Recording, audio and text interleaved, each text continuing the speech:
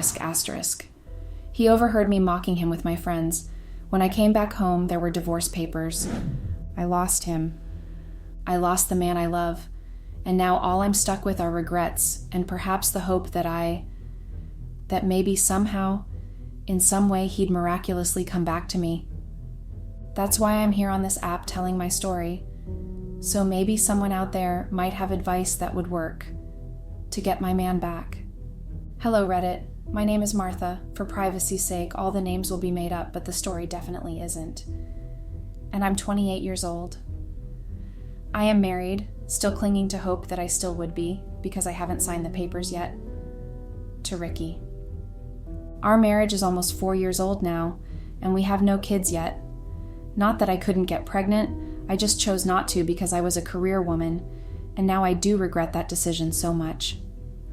Before I met Ricky, my parents were very rich. I mean, very, very wealthy. They owned multinational companies and dealt with various businesses.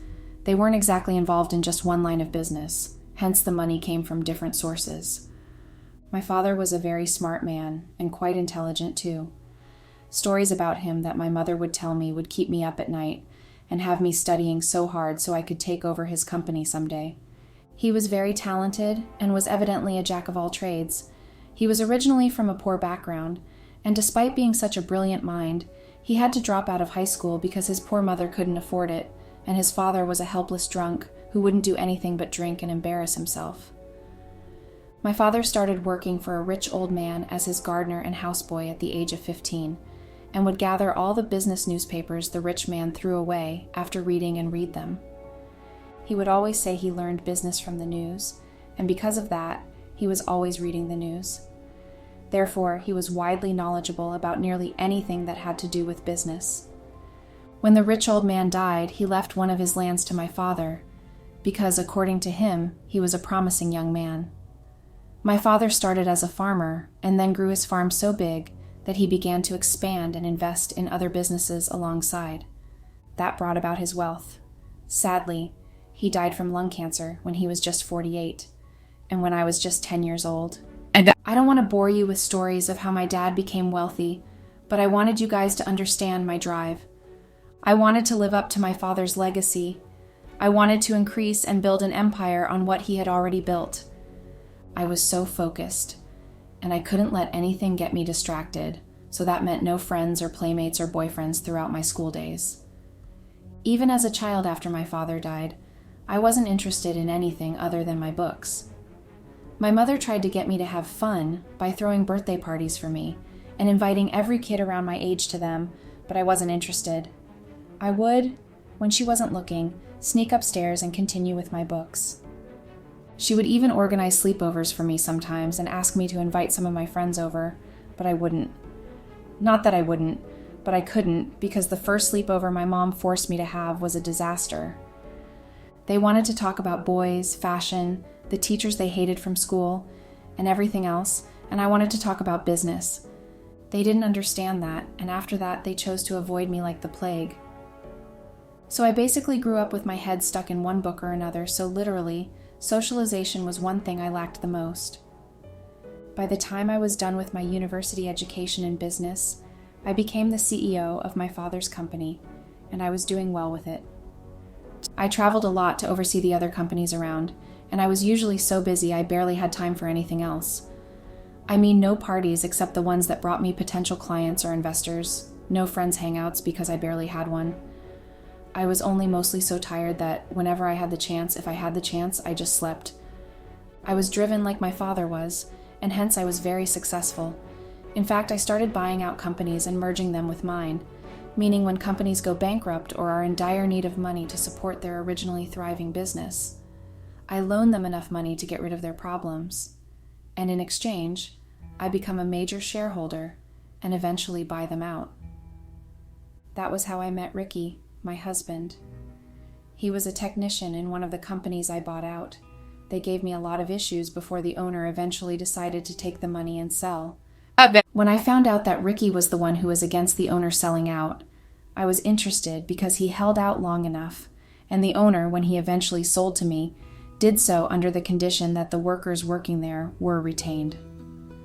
I invited Ricky over to my office after finding out he was the one who proposed that idea to the owner, and when he came over and started to talk about all his ideas for the company, I was so pleased that I employed him to work directly in the headquarters instead of the sub-companies.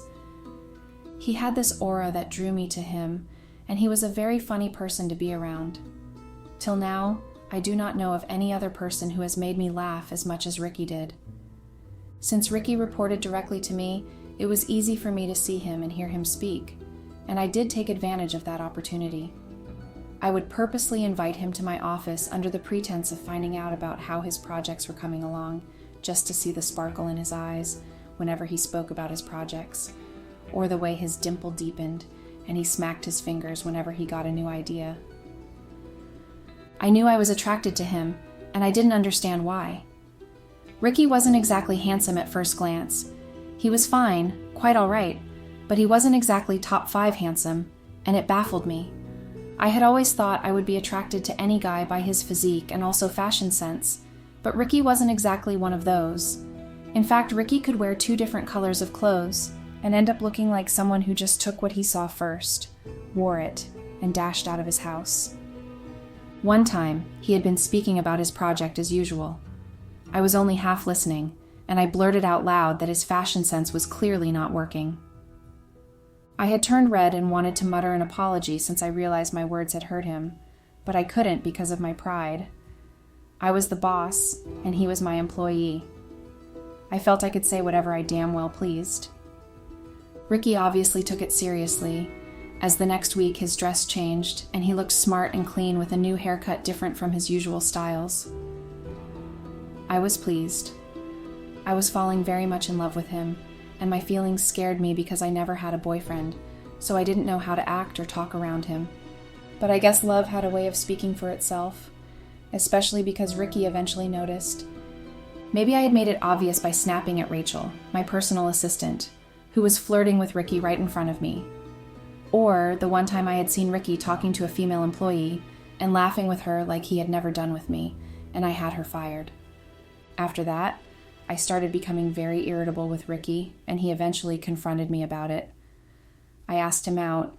Yes, you read right. I asked him out on a date, which I eventually ended up ruining by not showing up.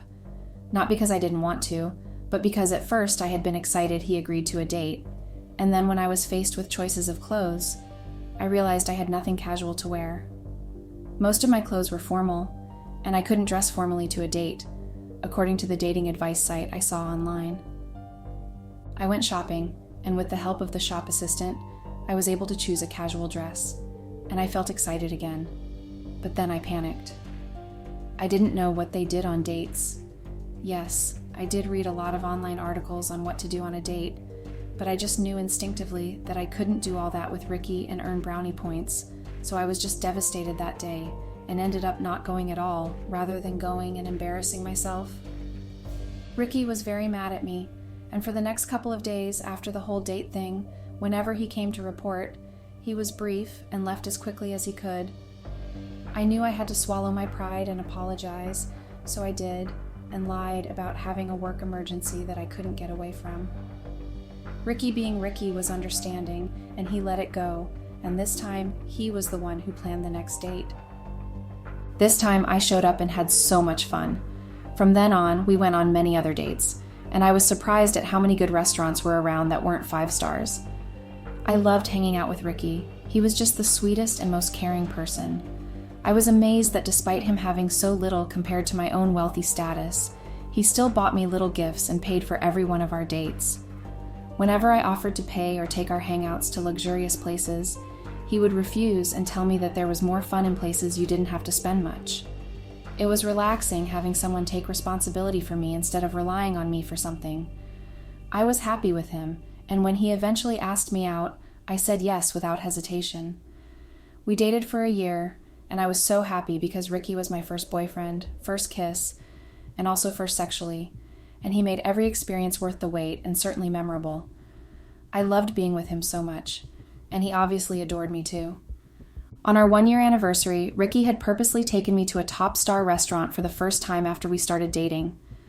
I was honestly surprised because he never was one to fancy stuff like that. In fact, he wore a suit for our dinner and looked pretty nervous. I had been wondering what was going on, but that turned into a surprise when the first course brought to us was a ring on a plate and a "Will you marry me" design in front of it. I was so happy and said yes. The ring was nothing like what I would even pick, even as a third choice, but I was just happy Ricky loved me enough to marry me, so the ring didn't even matter at that point. The problem started when I introduced my fiancé to my mom and our family. By our family, I mean my mom's sisters and her snobbish and spoiled children who lived with my mom after Dad died. The more reason I usually refused to go home was because of them. They were demeaning and always seemed to find something wrong with whatever I did, despite the fact that they were living on my money. Once a week, they usually had this family gathering thing that they did. My mom was obviously bored with life and started partying and always trying to keep busy. I guess that was her way of dealing with the grief of losing Dad. So I brought Ricky to one of those gatherings to finally introduce him to the family, and well, let's just say things didn't exactly go as planned. My mom's surprised that I was not too stuck in work to date someone changed to horror when she asked him about work, and he told her he worked with me. So did my mom's sisters and their kids. I left the party feeling pretty hurt and angry on Ricky's behalf. Ricky was the one who calmed me down and told me it was nothing as he had expected such reactions and prepared for them. We started planning our wedding, and my mom refused to have anything to do with it and started disturbing me to break things off with Ricky until I threatened to leave her out of my life forever if she didn't accept my choice. My lawyers were another problem. They didn't believe that Ricky was marrying me for all the right reasons and forced a prenuptial agreement on us. Ricky did sign to prove he wasn't marrying me because of my money. Ricky agreed with everything they did except one, which was hosting a big wedding for us. He wanted to spend all the money and only allowed me to get my wedding dress myself because, as he said, it was my day as much as it was his. The wedding was quite small, and the only people in attendance were our families. My family consisted, of course, of my mom and her siblings and their kids, and Ricky's family consisted of his mother, his 2 brothers, and their last-born sister. Ricky's mother, Morgan, was the most amazing woman, and I just loved the tight-knit family she created for her kids, with her husband long gone before she even gave birth to Marissa, her last child. They told each other everything and were always looking out for each other, and I envied their relationship. So we got married, and I was the happiest. I never thought something as simple as getting married could make me so satisfied and fulfilled until it actually did. Ricky didn't change. In fact, he was just always the sweetest to me despite my family's troubles. They were always trying to hurt him with their words at every chance they got, which was a lot, as my mom insisted we live with them. Ricky never complained to me, and all he did was work and make sure I was happy and satisfied all the time. 6 months after our wedding, Ricky told me about his decision to start up his own company and resign from mine. He gave me no choice as he refused any sort of payment or me giving him some money for capital. 2 years into our marriage, Ricky's startup company wasn't where it should be. He had ideas and the zeal to work, but investors weren't forthcoming, and he wouldn't accept my help with the management or with me investing in his company, saying he would handle it on his own. Despite his stubbornness, I understood that he wanted to prove to everyone, especially me, that he could do very well for himself without his wife's money, and for that, I was very proud of him, but still was concerned. But my mother, thinking that it was my money he used for starting up his own company, started taunting him at every chance she got, and every failed attempt of his to get an investor or a contract, after probably spending a lot of money, was another opportunity for her to talk down to him. The problem was I never defended him, not even once when she started nagging at him. I would just sweep the matter under the rug, and whenever we got back to our own side of the house, I would just mutter, "You know how she is. You'll get used to it." Ricky never complained to me, though, and would just smile and move on. One time, Ricky suggested we move out of the house to our own place, and I came up with different excuses about how the house was closer to work, and I needed to be there for Mom since she had no other child, and this and that. Ricky accepted my excuses and didn't bring it up again. In reality, I just didn't want to leave my comfortable space at all, the luxurious things and all, because I knew that if we moved, Ricky wouldn't want me paying for a house similar to mine, but probably a smaller and less comfortable house, and I didn't want that for myself. The second part of the problem started when I decided to invite Ricky's family over for a dinner party I put together to celebrate his birthday. The evening had started off great, and it was really nice. There was dancing, which I enjoyed so much because Ricky was such a good dancer and was always teaching me some steps, and I was happy. The night was going well, the food, the drinks, all available. But while dancing with Ricky, I noticed that my sister-in-law was sitting by my mother, and her hand, white and tightened around the glass of champagne she held, made me understand something was wrong. When I turned again, my mother was saying something, and Mira was replying to her, and with the shocked look on my mother's face, it was obvious that Mira said something rude. I excused myself quickly from the dance floor and walked up to them to find out what the argument was all about. I remember hearing the last part of Mira's words, and it really hurt me. She had said her brother was nothing like me, and she, my mother, should be grateful that Ricky married me, for I was a social freak. Those words, social freak, stuck with me even after she apologized for saying them. She hadn't meant to, but was pushed to defend her brother against the harsh words of my mother, something I never did and will forever regret. I wanted to prove to everyone that I could also socialize and be a fun girl. I wanted to do something crazy, have friends, and not only talk business all the time, so I did. I started partying with friends Anna and Marie, some girls I met who were also wealthy like I was. Back then, I thought they understood me because they had responsibilities like I did, but they deflected their responsibilities to other people to handle, and only did so little as sit through important meetings and sign documents and checkbooks. So they had enough time on their hands to have fun, and I did the same too, only going to the office if I couldn't get out of a meeting or to go sign documents. I was the little girl who hero worshipped her father and wanted to be just like him. I became so different, and even that affected my marriage.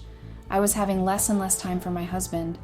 At first, he thought it was work keeping me busy until he heard me booking a spa for the entire day for my friends and me. He was surprised and asked about my friends, but I didn't want to tell him, so I ignored him that morning. Now, as I think back to that moment, I realize I was also insecure and jealous, and didn't want to introduce Ricky to my friends in case they noticed what I did and fell in love with him. My wealth started getting to my head, and I allowed it. The notion was I had money, I could spend it however I liked. When Ricky asked me about the sudden change I had, I told him I wanted to start living a little, that there was so much out there to be seen. The crazy thing is, whenever I had a party, I never went with Ricky, not just the fun parties that my friends had, but also any business party. Back then, I didn't want anyone asking him what he did, and realizing he earned less than I did. Back then, that fact became embarrassing for me. In fact, most people I worked with as clients or investors didn't even know I was married. The final and most major part of the problem started when Mom introduced me to Brandon. Brandon was one of her friend's sons, and my mom thought him a better choice for me than Ricky, so she made a good effort to bring him to my work that day. Meanwhile, Ricky had decided to surprise me with lunch because he knew how busy I could get and forget to eat. I was still savoring the meal he whipped up for me when my mom entered with this guy, whom I originally didn't know existed, and when she saw Ricky, she was visibly pissed. She, of course, hid it. I was the only one who could read my mother perfectly. She tended to hide her emotions underneath those layers of makeup, and somehow she had mastered the act of schooling her expressions to not show what she was feeling on the inside. This started after Dad died. So she introduced Brandon to me, and when I shook his hand and introduced myself, he didn't release my hand immediately and just raised it to his lips and kissed it, right in front of Ricky. It was when Ricky cleared his throat that I snapped out of it and removed my hand from his palm. When Brandon looked at me for an introduction of Ricky and I was going to say something, Mom beat me to it and said he was just an errand boy, probably there to give me food. I was shocked, though honestly, I didn't know what to say when Brandon asked for an introduction of Ricky because I was embarrassed. But I didn't intend to call him an errand boy. I just stood there looking between my mother and then Brandon. Ricky didn't say anything, just packed up the remaining dish he brought me and left. Mom was visibly satisfied when he left, and I glared at her, angry at her for embarrassing him that way, and at myself for not defending my husband. Brandon, well, started visiting me regularly. He would show up at work, in social gatherings that I went to, literally everywhere. I knew it was my mother's handiwork, but I couldn't shake off the feeling that I liked him being around a little too much. Brandon was definitely a playboy. He was so smooth with words and got attention everywhere he went, and that was super easy given how handsome he looked. But what made me giddy was the fact that whenever he did turn up at places I was, he focused on me so much that it seemed like everyone else didn't exist. Truthfully, Brandon was my ideal type if I was asked what my ideal type was. He was rich. Well, certainly not as rich as I was, but he would probably be top 4 richest. He was handsome, a smooth talker, and knew exactly what he wanted and wasn't shy to go for it. At first, whenever he invited me to dinner dates or lunch, I refused. I wanted to respect what I had with Ricky. I mean, I did still love Ricky very much, but at that point, it felt like there were 2 different people inside of me. One that loved Ricky so much and didn't want to betray him, and the other that wanted to explore the chemistry she had with Brandon. So I started agreeing to dates with Brandon, and Brandon definitely made them exceptional. Sometimes a sudden trip to another country or state to have dinner or a tour in one museum or another. I never was one person interested in art before, but seeing Brandon's love for them and how he would say the history about each art piece we came across made me start studying them. He was just so tempting, and I guess I wasn't trying too hard to resist either. One time, Brandon had invited me to a party. It was his friend marking their 5th year of marriage anniversary, and it was a +1 party, so he had asked me to go with him. I had rejected at first because earlier that day, Ricky had asked me if I was free that night to go on a date, as it had been so long since we did. I was torn. It was either to hurt Brandon's feelings and go on a less fancy date with my husband, or it was to go to the party as Brandon's date and hurt my husband's feelings. I didn't want to hurt both men, but eventually I did hurt one, and it wasn't Brandon, it was my husband. I ordered a dress online, and it was delivered to me at the office, and it was absolutely stunning. I had ordered a matching bag and heels with the dress too, so I just styled my hair in my personal bathroom and applied lip gloss. I wasn't a fan of makeup, so the best I did was lip gloss. I hadn't even worn any makeup on my wedding day with Ricky. So I went with Brandon to the party. Everyone was gushing over my dress and how beautiful I looked. Brandon's friends were surprised he brought someone because he never did in the past. It made me feel so special that Brandon liked me that much to invite me to his friend's party. So when we had started dancing to the slow rhythm of the song, and Brandon had looked at me without blinking and had lowered his head for a kiss, I met him halfway. It was our first kiss, and it was explosive and just mind-blowing. It was nothing like Ricky's kisses. Ricky's kisses felt like home. It was safe and sweet and warm, and all the things coming home felt like. But Brandon's kisses were like a kid toying with all the buttons of a bomb about to go off. It was dangerous and flirty, a tease. After the party, I insisted he drop me off at the company. I didn't want to face Ricky, not with the way I was feeling. My feelings were all over the place, but one thing I recognized amidst them was guilt. I was cheating on my husband, and I didn't like that one bit, but my feelings for Brandon were growing by the minute, and I couldn't help myself. When I got home the next morning, Ricky didn't say anything to me, just left the house and went to work. It was when I was trying to walk by our mini table in the room that I noticed a ticket. Apparently, Ricky had booked a ticket to go to Paris for one evening and come back the next morning. I felt more guilty because I knew how much he must have spent only to waste it. He had probably chosen Paris because I had always talked about wanting to go not by myself, but with someone I loved, and that the evenings were the most beautiful times in the city. I felt really bad because, contrary to what he might have thought, I had spent the evening living like Paris in another man's arms. Right there, I knew I had to end whatever was going on with Brandon. I didn't want to hurt Ricky more than I already had. So I called Brandon and asked to meet, but Brandon said he was caught up with meetings and that we could only meet in the afternoon. So I waited for him to call me in the afternoon, but he didn't call. And in the evening, he sent me a text to apologize for missing the afternoon lunch he promised me, and that if I didn't mind, I could come over to his hotel where he was staying to have dinner with him so we could talk. I shouldn't have gone, but I knew that I would probably lose my nerve to tell him I wanted to end things between us if I didn't go through with it that day. So I went to his hotel and was directed to his VIP suite. When I went in with the MasterCard that Brandon had instructed the receptionist to give me, Brandon was in the bathroom, and when I called him, he asked for a minute. By the time he came out, he only wrapped a towel around his waist, dangerously low enough to see the line of his hair disappearing into the towel. I had averted my eyes and reminded myself in my head that I came for a reason. Brandon asked that I sit while he got changed and ordered us dinner, but I refused and told him I had to tell him something urgently. He sat on the edge of his queen-sized bed, noticing my distress. I had then come out with the truth of my mom trying to force us to be together, when in fact I was actually married, and I didn't want to go on living that lie when I was still very much married. Brandon was shocked, and he just sat there staring at me for some minutes before he stood up and walked toward me and took my hand in his. He told me then he knew I was married because my mother eventually told him, but said how unhappy I was in the marriage, though I was too in love with my husband to end it. I wanted to correct him, believe me I did, because I was very much happy with Ricky, but Brandon stopped me and said he didn't mind that I was married, and he kissed me then. Well, we ended up having sex that evening. I know, I'm a terrible person, but in that position, what would you have done in that situation? Probably ran to the other side of the room and left, right? Well, I didn't do that, and I regret it now so much. From then on, I started having less and less time for Ricky. I was barely home because if I wasn't in Brandon's bed, I was with my friends at one party or another. They knew about my affair with Brandon, and they were super excited for me instead of discouraging me, saying how Brandon was more capable than Ricky could ever be, even if he worked hard for years.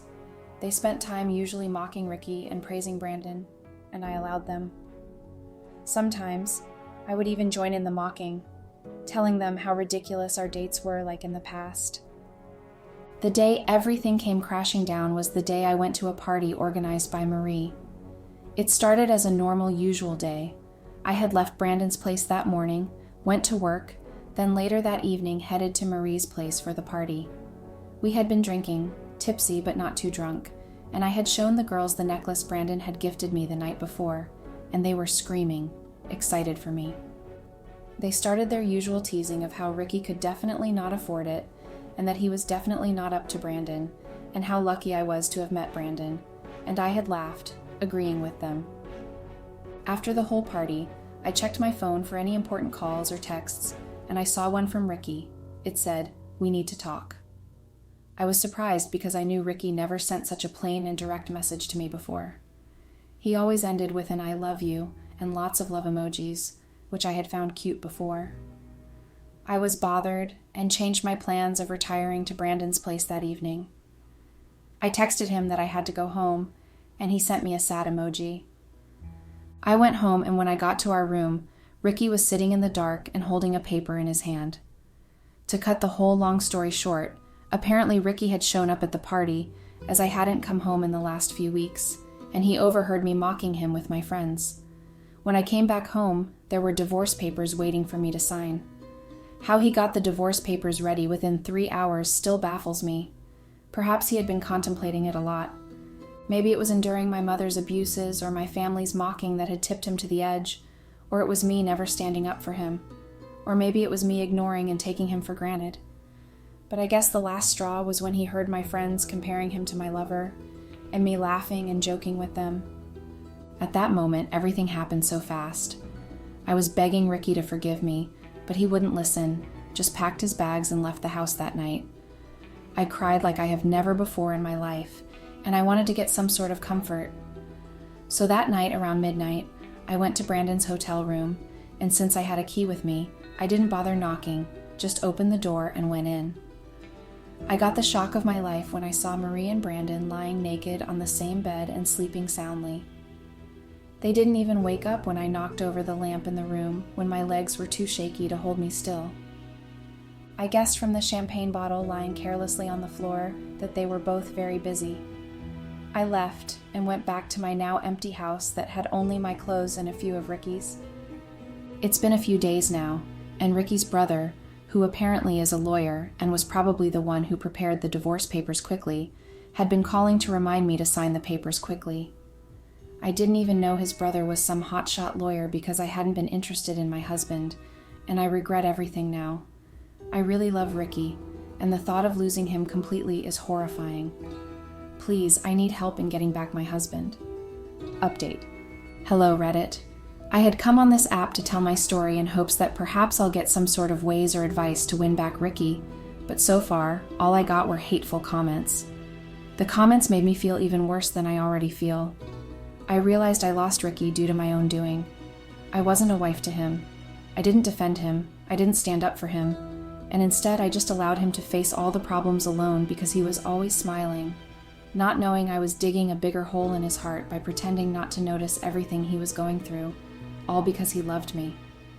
I even cheated on him with a total playboy. I've realized that I didn't exactly start cheating on him when I met Brandon, but long before that. I started cheating on him when I allowed my mother to have her way and also insult him every chance she got. I cheated on him when I refused to stand up for him or support his decisions to leave the house. I cheated on him when he was standing right there, and my mother called him an errand boy, and I couldn't even say anything. I'm a terrible person. I'm a terrible wife. When my mother heard of the divorce, she was happy that her plans had worked, and I was so angry that I lashed out at her and sent her and her stupid sisters and their kids out of the house. Yes, I did. I bought a small apartment that could only contain my mother and have never spoken to her since. Having to live alone in that big house all by myself felt like a punishment more than anything else, because my room was filled with everything Ricky's. The picture of him smiling adoringly, taken on our wedding day on the wall, taunted me every day because I had that, and I lost it due to my foolishness. He wouldn't even take my calls. I even went to see his mother, but the once loving mother who looked at me adoringly had changed and became so cold it was like she never knew me. It's certainly not her fault. I mean, who would blame a mother for wanting to protect her son from a devil like me? I feel so empty, and yet the emptiness is painful. I don't know how that's possible, but the emptiness is just so much more than I can bear. Update. Hello, Reddit. This is probably my last post here. I just wanted to tell you all that I finally signed the divorce papers after realizing there's nothing I could do to change Ricky's mind, and also because I realized too that it would be a sin to even ask for his forgiveness after everything I did to him. I'm very regretful, and I wish I had done things better. Learn from me, y'all. Goodbye, and thanks. From a terrible wife and person,